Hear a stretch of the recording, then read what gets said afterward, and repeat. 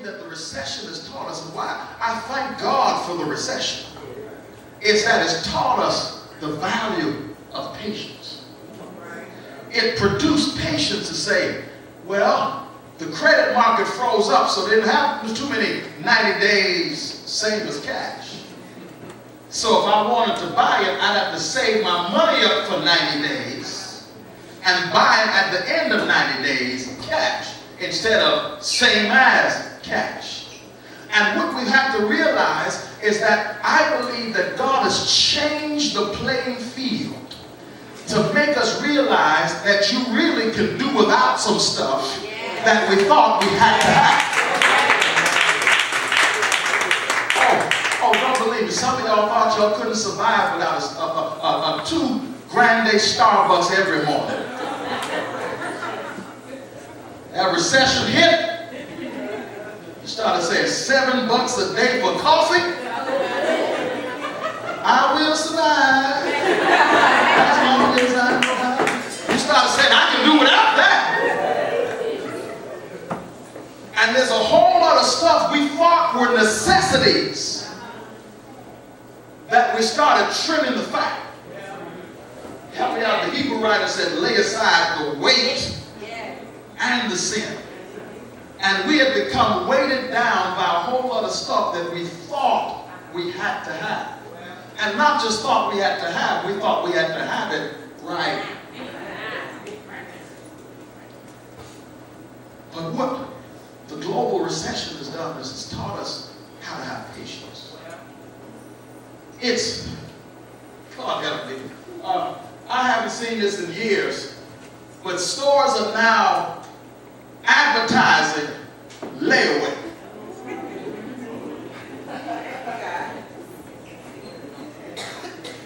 Stuff your grandmama told you to do. Baby, if you want that stereo, put it on layaway. Put 20% down on it. Put a little something on it every month. And at the end of 6 months, you're going to have your stereo. But see, what happened is, so much credit became available that instead of having to put it on layaway and learning patience, the process of patience, we could have it. You go to the store, the department store, they said, you know, if you open up a Belt credit card, you get 10% off your purchase today. You open up a Sears credit card, you get 10% off your purchase today.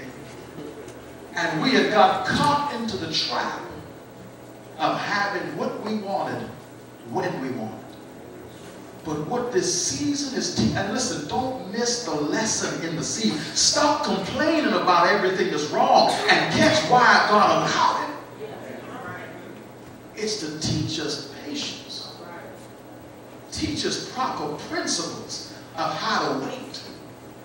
Because everything you can have right now doesn't mean you can handle right now.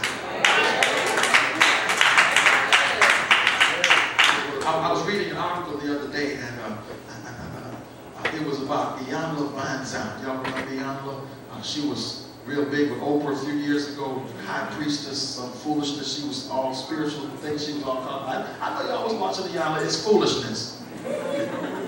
But she was on talking the other day about how a few years ago, well, 2 years ago, her house got foreclosed on, or she lost her house. And the interview was going through the whole story about how she lost the house, and she talked about how she got this interest-only mortgage, and all of her advisors told her to get this interest-only, and there was a balloon payment after 5 years. It's $1 million property, so she's just paying interest on it for 5 years, and then the 5-year time comes, and they say, hey, you owe us $1 million. And so she couldn't, of course, she couldn't come up with $1 million. During that time, daughter got sick, her father passed away, she wasn't doing all of the book deals and the shows and all the stuff that she was when she first got the house, and so as a result of that, she ended up losing her house. But she said one quote in the story at the very end that hit me like a ton of bricks. She said, what this has taught me is to count on what you have.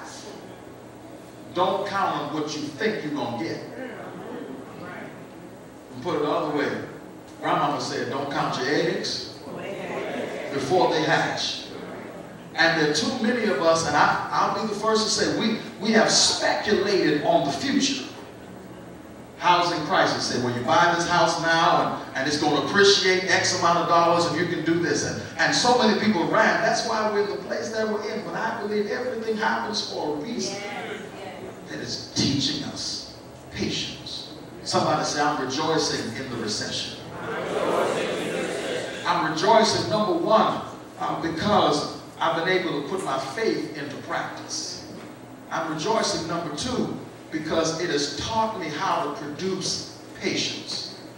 And the final thing, it's found in verse 4 of the text. It says, but let patience have its perfect work, that you may be perfect and complete, lacking nothing.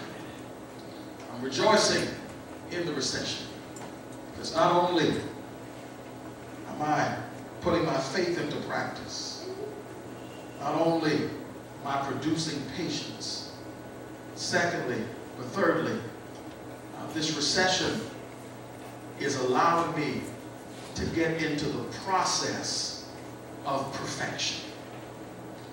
I am in the process of perfection. See, it's a domino effect that when James says, count it all joy, you fall into various trials. Without the trials and the tribulations, you could never get to verse 4 of being perfect and complete. Hold on, it doesn't make much sense, Pastor. Because in verse 2, I'm dealing with trials, I'm dealing with the recession. But by the time I get to verse 4, I am complete and perfect, lacking nothing.